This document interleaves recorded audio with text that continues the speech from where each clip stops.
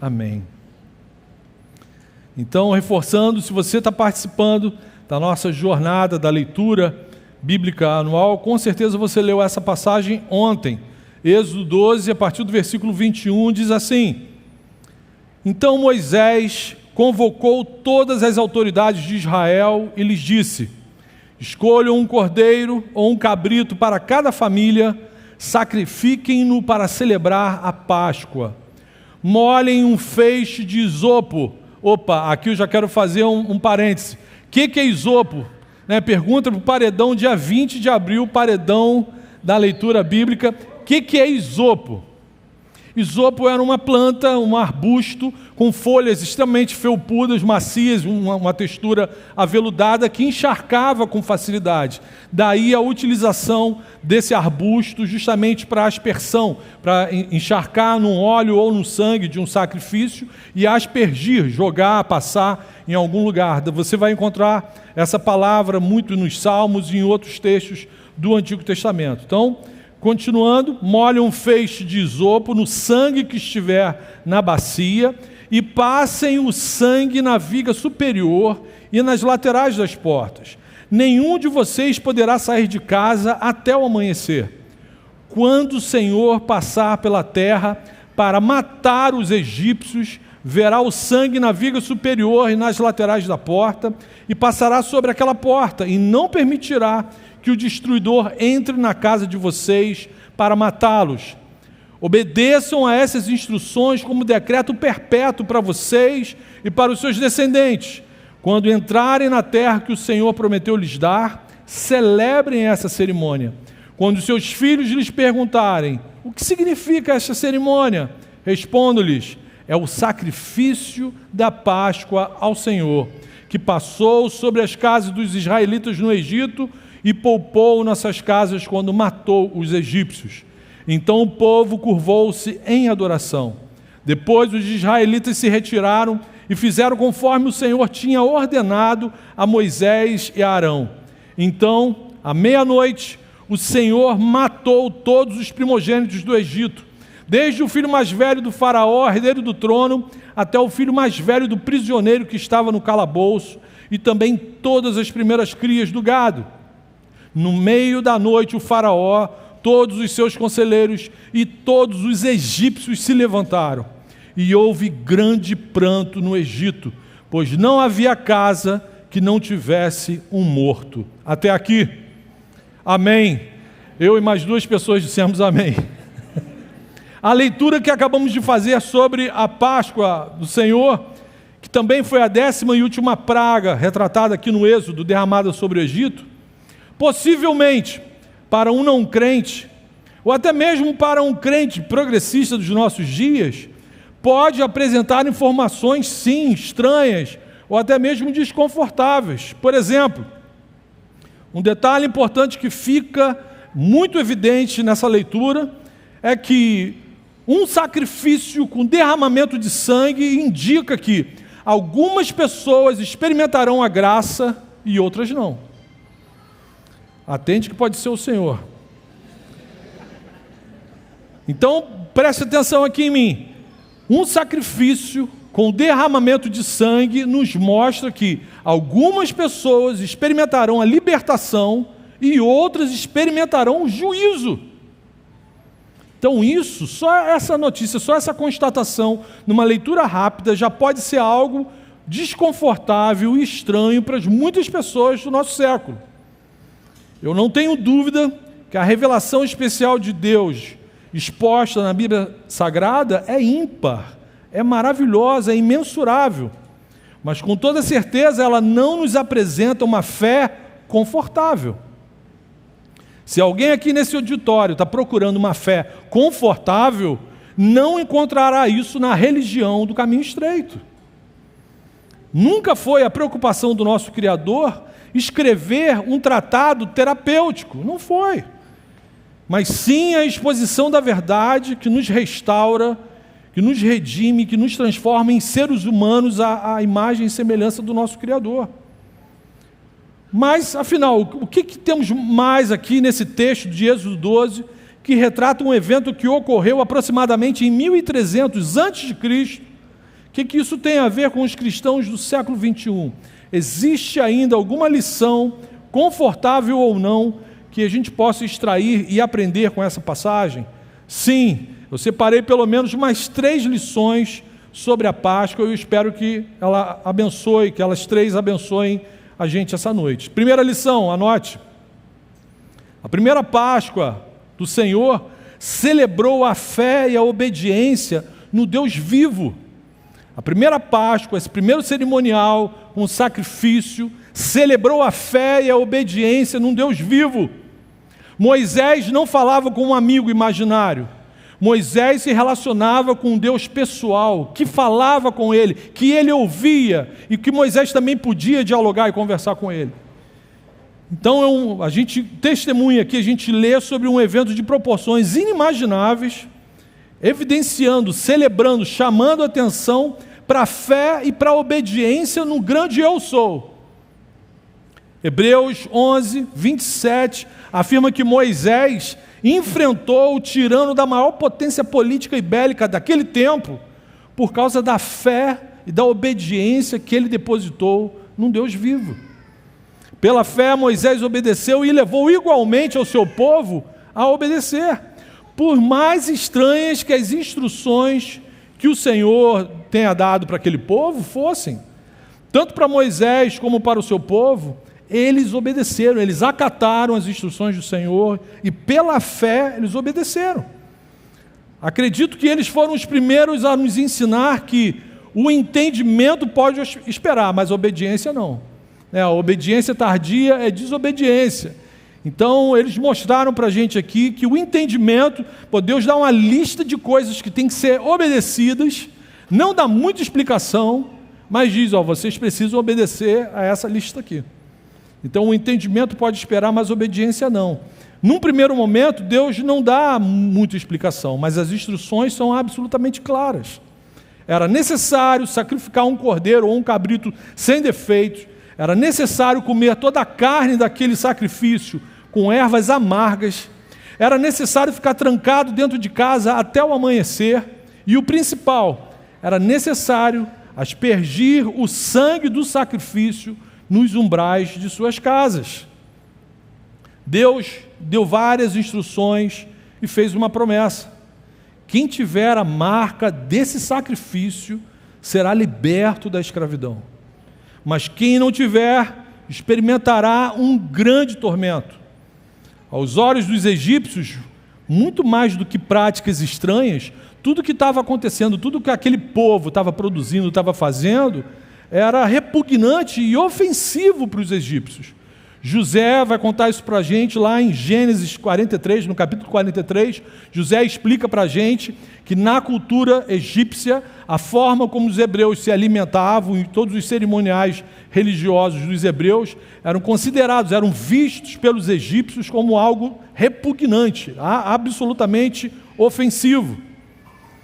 Esse comportamento, essa sensibilidade dos egípcios de se ofender com aquilo que Deus manda fazer, me lembra algumas situações nos dias de hoje, quando por vezes falamos sobre o Evangelho, quando a gente tenta expor a mensagem da cruz para alguns amigos, quando a gente fala sobre o sacrifício de Jesus, algumas pessoas se ofendem à semelhança desses egípcios.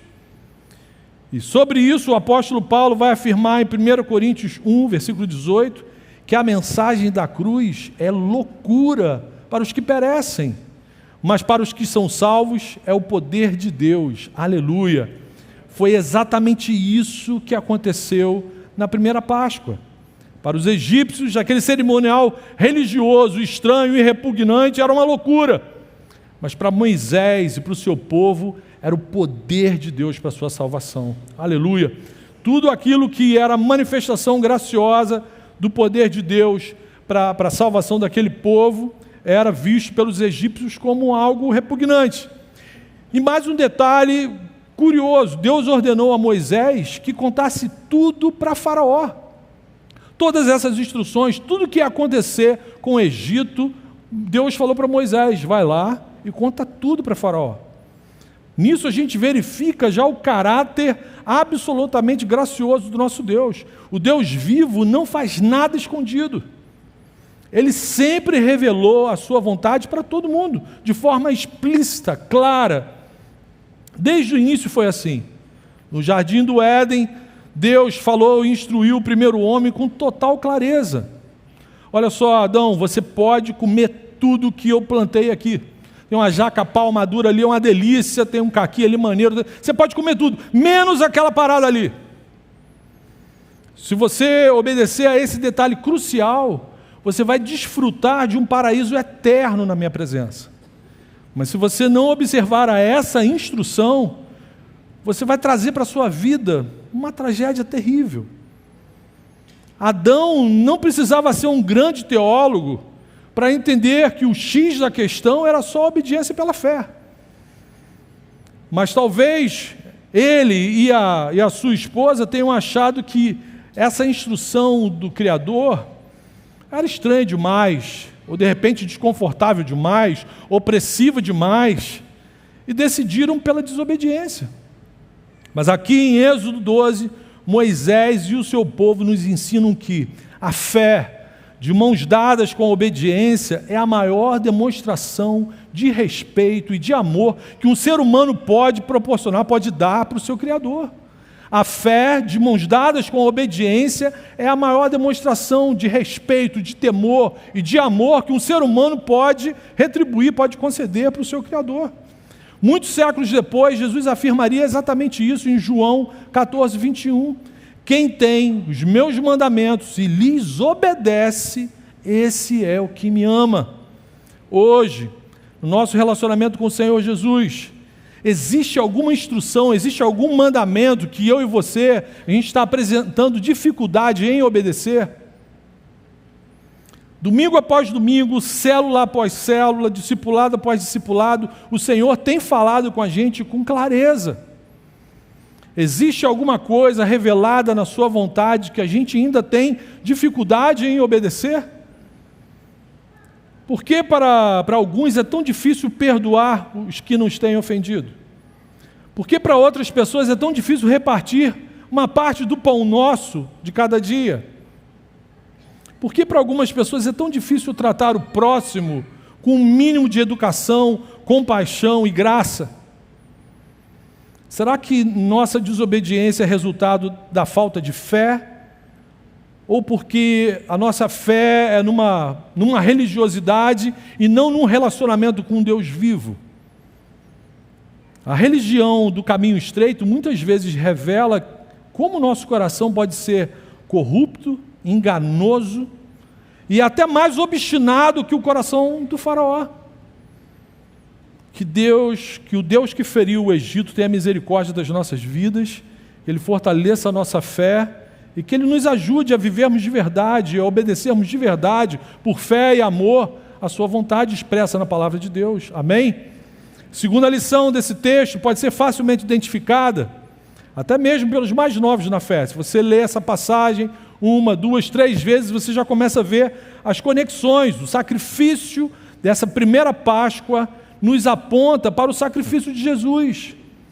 Se você lê atenciosamente essa passagem que nós acabamos de ler, você vai ver que o sacrifício, essa história narrada por Moisés, nos aponta, nos remete para o sacrifício de Jesus. Quando lemos essa passagem, a gente começa a perceber que a primeira Páscoa tem muita semelhança com o que Jesus fez por nós na cruz do Calvário. O sacrifício da primeira Páscoa é um apontamento direto, é uma sombra, mas é um apontamento direto para uma cerimônia muito maior realizada por Jesus na Nova Aliança. A Bíblia relata que depois de ter dirigido os seus discípulos na celebração da Páscoa mosaica, ensinada por Moisés, Jesus transformou esse cerimonial antigo num novo sacramento. A celebração da Páscoa judaica se transformou na ceia do Senhor. Mateus 26 diz assim: enquanto comiam o cordeiro da Páscoa, ou seja, Jesus estava sentado com os seus discípulos, terminando de comer aquele cordeiro assado com ervas amargas. Enquanto comiam o cordeiro da Páscoa, Jesus tomou o pão, deu graças, partiu, deu aos seus discípulos, dizendo: tomem e comam, isto é o meu corpo.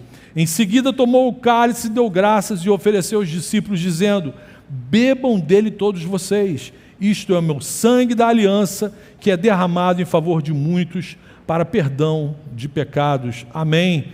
Jesus, no seu último encontro, na sua última Páscoa com os seus discípulos, momentos antes da sua crucificação, ele afirma que o seu corpo será moído e que seu sangue será vertido na cruz em favor de muitos, para salvação e perdão de pecados.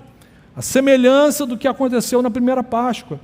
O sangue de Jesus, o sangue do Cordeiro de Deus, foi derramado no madeiro para que aquele que nele depositar fé, aquele que for marcado e selado por esse sangue, não perecerá, mas terá a vida eterna. Aleluia, aleluia. Como eu fico constrangido com essa demonstração de amor sacrificial do nosso Senhor. Como não se render, como não se entregar a esse Deus gracioso, um Deus vivo, um Deus que se importou. Quando você tem um mínimo entendimento sobre a história da salvação, você percebe que o Criador não precisava ter se envolvido pessoalmente com a gente. O Criador não precisava ter feito nada com a gente. O apóstolo Paulo relata lá em Romanos 9 que o oleiro faz o que quiser com barro. Mas Deus se importou, aleluia. Ele decidiu salvar a gente do caos, da tragédia que nós mesmos criamos. Ele decidiu mudar o rumo da nossa história. Como não nos constrangermos com esse amor sacrificial? Ele tanto nos amou que deu o amado dos céus para nos salvar do caos que nós mesmos criamos. E dessa vez, quem forneceu o Cordeiro perfeito para o sacrifício e para o derramamento de sangue foi o próprio Deus. Logo no início do Evangelho escrito por João, a gente vai identificar João Batista encontrando Jesus, e assim que ele vê Jesus, ele fala: eis o Cordeiro de Deus que tira o pecado do mundo. Dessa vez, a libertação do povo não seria somente a libertação de uma opressão política. Dessa vez, a libertação seria do império das trevas, da escravidão do pecado e da opressão da morte eterna. Aleluia! Assim como a primeira cerimônia evidenciava um sacrifício e anunciava a passagem do Senhor por cima da nação do Egito, promovendo um êxodo para o povo de Israel, de modo semelhante, a ceia do Senhor hoje anuncia o sacrifício e a morte de Jesus, até que ele venha promover o quê? O êxodo do seu povo para Jerusalém celestial. Aleluia! Essa é a terceira lição que a primeira Páscoa do Senhor nos proporciona. A primeira Páscoa nos apresenta algo semelhante que acontecerá na volta de Cristo. A primeira Páscoa nos apresenta algo semelhante que acontecerá na volta de Cristo. Assim como o povo, lá em Êxodo 12, realizou o cerimonial da Páscoa, sabendo que o Senhor passaria sobre o Egito e os levaria para a terra prometida, hoje, repetindo, ao celebrarmos a ceia do Senhor, todas as vezes em que celebramos a ceia do Senhor, nós anunciamos a morte do Cordeiro de Deus, até que ele venha promover o êxodo da sua igreja.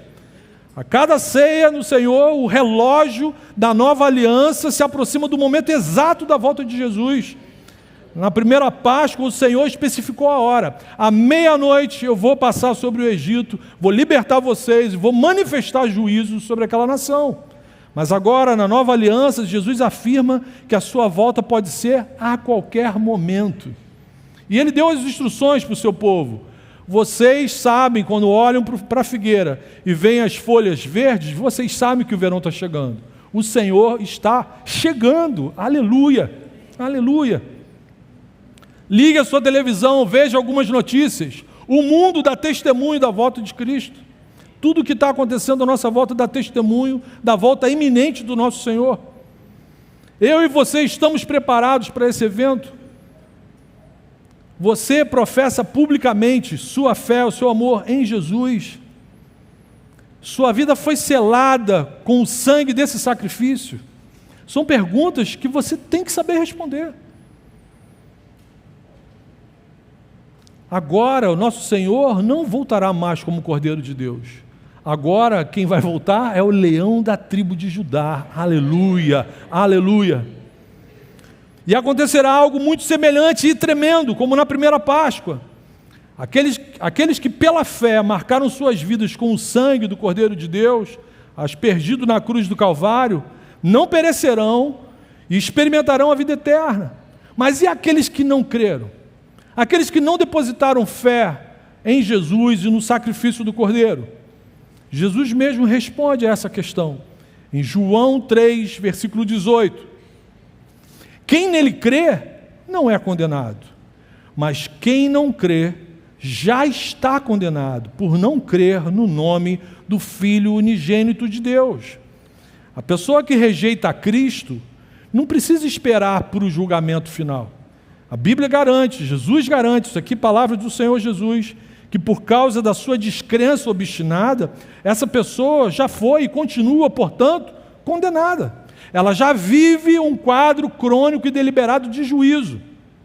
Na volta de Cristo, essas pessoas apenas passarão por um tormento infinitamente maior do que o juízo que Faraó e o seu povo experimentou lá em Êxodo 12. Na antiga aliança, o Senhor passou por sobre o Egito. Na nova aliança, ele vai passar por sobre toda a terra. Marcos 13, 26 diz assim: então se verá o Filho do Homem vindo nas nuvens com grande poder e glória, e ele enviará os seus anjos e reunirá os seus eleitos dos quatro ventos, dos confins da terra até os confins do céu. Todas as nações serão reunidas diante dele, e ele separará umas das outras, como o pastor separa as ovelhas dos bodes. Aleluia! Para mim, essa é a lição mais impactante desse evento sagrado, apresentado para nós aqui em Êxodo 12. Não seremos salvos do juízo do Todo-Poderoso, a menos que eu e você estejamos selados pelo sangue do Cordeiro. Preste atenção, você que está aí mexendo agora na sua rede social durante a pregação, se liga, olha aqui para mim. Você não será salvo do justo juízo do Todo-Poderoso, a menos que esteja selado, marcado, lavado, justificado pelo sangue do Cordeiro de Deus.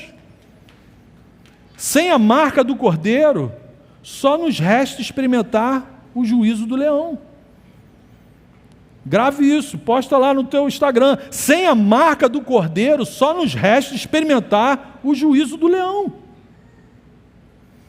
Diante do que foi exposto, o que a gente pode e o que a gente deve fazer?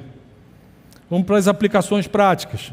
E aí agora a primeira aplicação eu me dirijo para aquelas pessoas que ainda não têm certeza de que foram seladas pelo sangue de Cristo. Se você está aqui hoje à noite nesse auditório e ainda não tem certeza da sua salvação, você não tem certeza se de fato foi selado pelo sangue de Cristo, clame agora por Jesus. Amém? Clame agora por Jesus. Na igreja presbiteriana a gente não faz apelo porque a gente sabe que quem está intercedendo agora por sua vida é o Espírito Santo.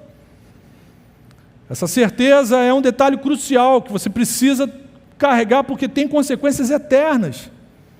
Se você está aqui hoje à noite, que está nos visitando, ainda não é membro dessa família da fé, está sendo apresentado de repente a essa verdade hoje pela primeira vez, eu espero que você receba essa mensagem como o poder de Deus para a sua salvação.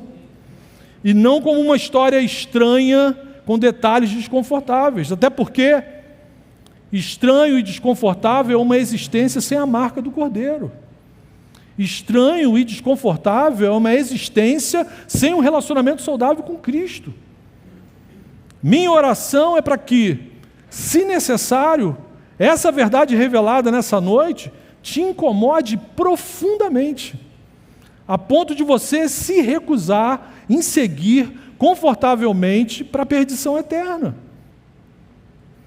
Eu sei que diante do que foi pregado, alguns poderão sair daqui com raiva do pregador, e até mesmo raiva da igreja. Mas alguns poderão, nesse exato momento, clamar pelo sangue de Jesus. Aleluia. Eu espero que você seja esse, que se arrepende de uma existência estranha, desconfortável, distante de Cristo, e saia daqui hoje redimido, justificado, lavado pelo sangue do Cordeiro. Amém? Só Jesus, o justo juiz, tem poder para salvar um pecador arrependido. Mas essa boa notícia só faz sentido depois da convicção de pecados. Sem arrependimento de pecados é impossível a gente experimentar a graça da salvação.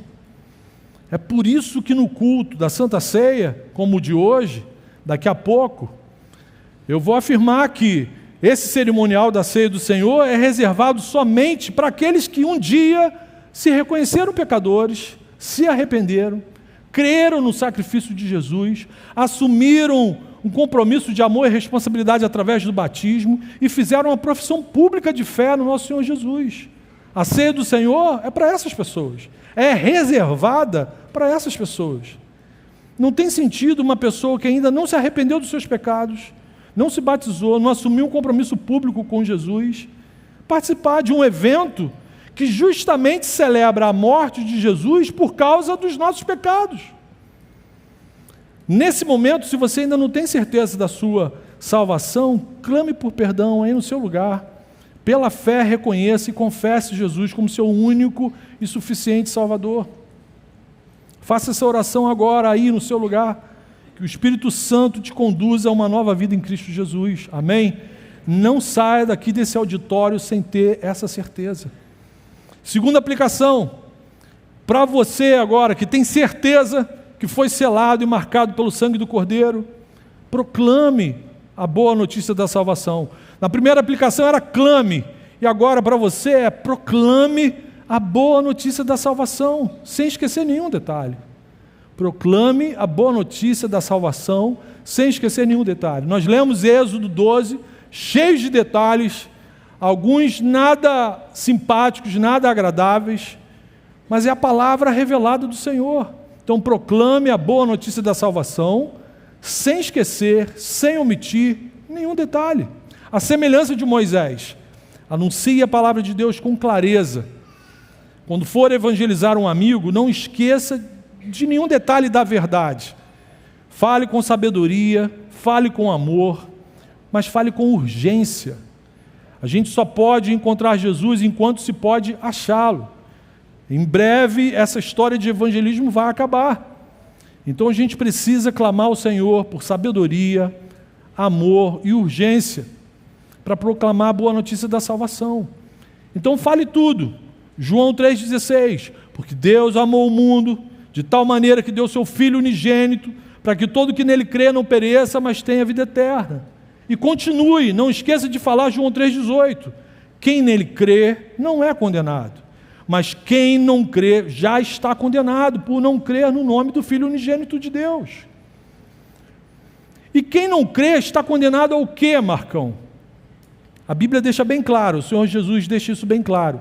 Uma pessoa que não reconhece o Senhor Jesus como seu Senhor e Salvador, que não crê em Cristo, que não crê no sacrifício da cruz do Calvário, já está condenado a uma existência eterna debaixo da ira santa e justa de Deus. É isso que Jesus chama de inferno.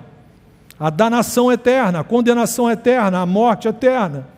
Aquele que não crê em Jesus vai experimentar um sofrimento que a Bíblia chama de morte eterna. Não é aniquilação, eu ia falar aniquilacionismo. Consegui. Não é isso que vai acontecer. A pessoa não vai virar uma fumacinha e perder a sua consciência, não. A Bíblia deixa bem claro que essa morte eterna vai ser desfrutada pelas pessoas que, sendo expostos à revelação especial de Deus, da parte de Deus, elas não depositaram nenhuma fé, nenhum credo. E elas vão ter plena consciência de onde estão, do porquê estão ali, e vão passar a eternidade diante da face irada de Deus. Por vivermos uma geração extremamente sensível, para não usar nenhum adjetivo chulo, vou ficar só com sensível, os psicólogos vão me entender, alguns já olharam para mim e riram, as pessoas não gostam que se fale mais sobre o inferno. Algumas igrejas e alguns pregadores se recusam a falar sobre o inferno. Alguns pastores postulam até que não é bem assim, que isso não existe, que no final de tudo, Jesus vai salvar todo mundo, vai fazer tipo uma pegadinha do malandro. Achou que ia para o inferno? Não. Algumas pessoas fazem isso com a pregação do Evangelho. Queridos, inferno não é mitologia. Inferno não é uma pregação alegórica. Jesus é a pessoa do Novo Testamento que mais fala sobre o inferno. De repente você estava achando que Jesus era a pessoa na Bíblia que mais falava sobre o amor. Jesus inicia o seu ministério profético falando o quê? Arrependei-vos. Jesus fala 40 vezes, são 40 passagens do Novo Testamento, onde ele fala sobre esse estado de tormento. Quem não se arrepende dos seus pecados não tem o direito de acreditar numa eternidade diferente dessa revelada por Jesus. Ou seja, a gente pode e deve falar sobre o céu, mas sem esquecer de falar também sobre o juízo de Deus. Portanto, não cubra o seu evangelismo de açúcar, não dá aquela amenizada na parada não, de caramelizando o evangelismo. Jesus nos chamou para sermos o quê? O sal da terra, e não o docinho do mundo. Olha que eu gosto de docinho, hein? Mas por mais que eu goste de docinhos, semana passada eu fiquei escandalizado que um pastor de uma mega igreja americana, famosa por suas músicas, muitas traduzidas para o português, ele instruiu publicamente os seus membros a fazerem convites evangelísticos para o evento da Páscoa, mas ressaltou que nesses convites evangelísticos, os membros da sua igreja não deveriam usar as palavras, o evento da Páscoa, mas não deveriam usar as palavras Calvário, ressurreição e sangue de Jesus. Porque essas palavras poderiam deixar os visitantes não crentes desconfortáveis, se sentindo estranhos. Essa preocupação aparentemente piedosa é bíblica. Em qual passagem do Novo Testamento a gente vai encontrar Jesus dando essa instrução para os seus discípulos? Queridos, nossa missão é evangelizar, sim. É proclamar a boa notícia da salvação, sim. Repito, com urgência, sabedoria e um desafio maior, falar isso tudo em amor, mas sem esquecer de falar tudo. Quem não crê já está condenado. O falecido pastor Billy Graham dizia que Jesus mostrou na Bíblia Sagrada, no Novo Testamento, que pregar a verdade sem ofender as pessoas não é difícil, é impossível. Pregar, falar da verdade, anunciar a boa nova do Evangelho sem ofender as pessoas não é difícil, é uma tarefa impossível. Com isso, irmãos, eu não estou fazendo apologia para ninguém se converter a Cristo por causa do medo do inferno.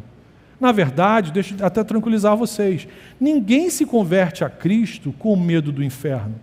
Pense na sua conversão, pense como foi a sua história.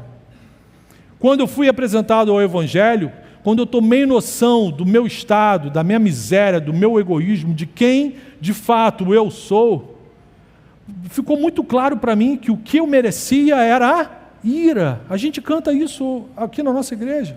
Eu merecia a ira, mas recebi a graça, o perdão de Deus.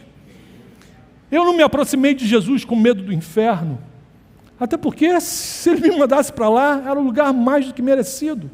E de fato ia ser um inferno, que imagina eu chato, enchendo o saco dos outros a eternidade. A gente não se converte a Cristo por causa do medo, do pavor, do terror do inferno, não. A gente se converte porque quando o Espírito Santo nos apresenta a graça, ele nos constrange.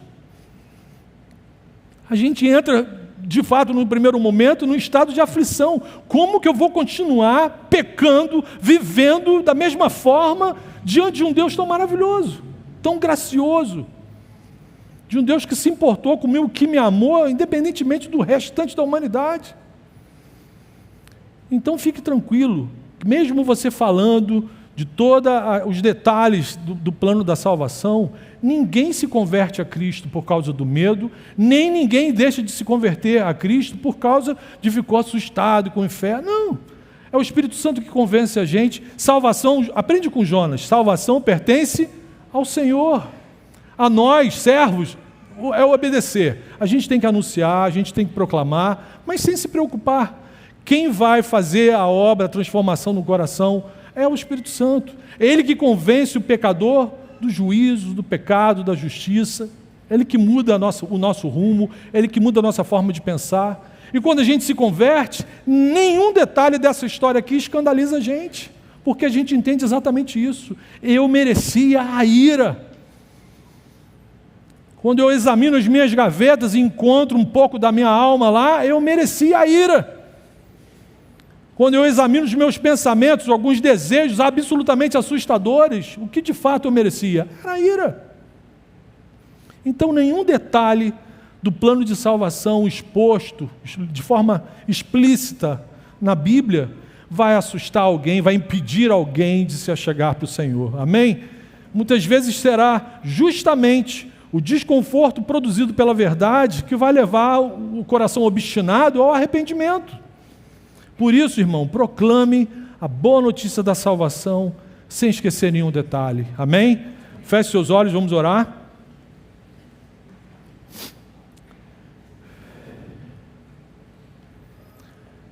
Então, um dos anciãos me perguntou: quem são estes que estão vestidos de branco e de onde vieram? Respondi: Senhor, tu o sabes. E ele disse: estes são os que lavaram as suas vestes no sangue do Cordeiro. Aleluia, aleluia. Senhor Jesus, muito obrigado pelo seu sacrifício, Senhor.